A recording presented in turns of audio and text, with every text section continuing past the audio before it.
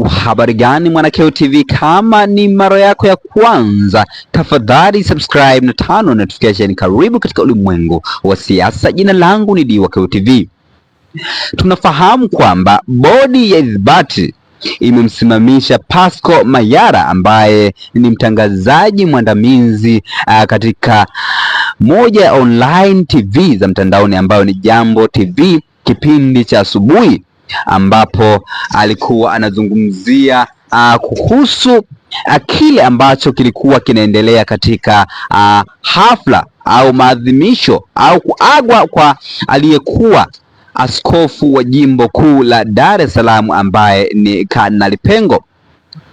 Lakini mtangazaji huyo kutoka Jambo TV, Pasco Mayala, alizungumza kwamba kutokana na kile ambacho alizungumza Waziri Mkuu wa Tanzania Mwigulu Nchemba, kwamba yeye yuko pale hajali kwamba atapigiwa makofi au hatopigiwa makofi.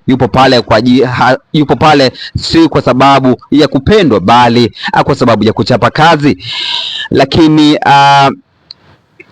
mwandishi huyo wa habari Pasco Mayala alisema kwamba kwa maneno ya waziri mkuu huenda hakufurahishwa na makofi ambayo watu walimpigia waziri mstaafu wa Jamhuri ya Muungano wa Tanzania Kassim Majaliwa na baadhi ya viongozi wengine waliostaafu, na yeye hakuweza kupigiwa makofi.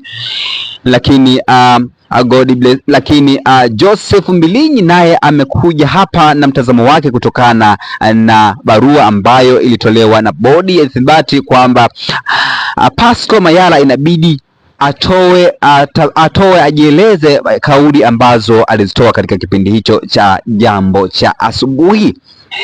Joseph Mbilinyi anazungumza hivi katika mtandao wa Twitter, na nukuu: hii bodi ni tool nyingine ya udikteta kukandamiza uhuru wa habari na hata uhuru wa kutoa maoni. Ndiyo maana tulipinga sana kuanzishwa kwake wakati ule tukiwa bungeni.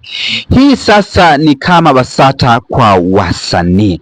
Mwisho wa kunukuu hichi ambacho ameandika Joseph Mbilinyi au Sugu, ambaye alishawahi kuwa mbunge wa jimbo kuu la Mbeya mjini. Jina langu Diwa Keo TV, tafadhali subscribe na turn on notification. Jina langu Diwa Keo TV, tunakatuja katika masuala ya kisiasa. Bye bye.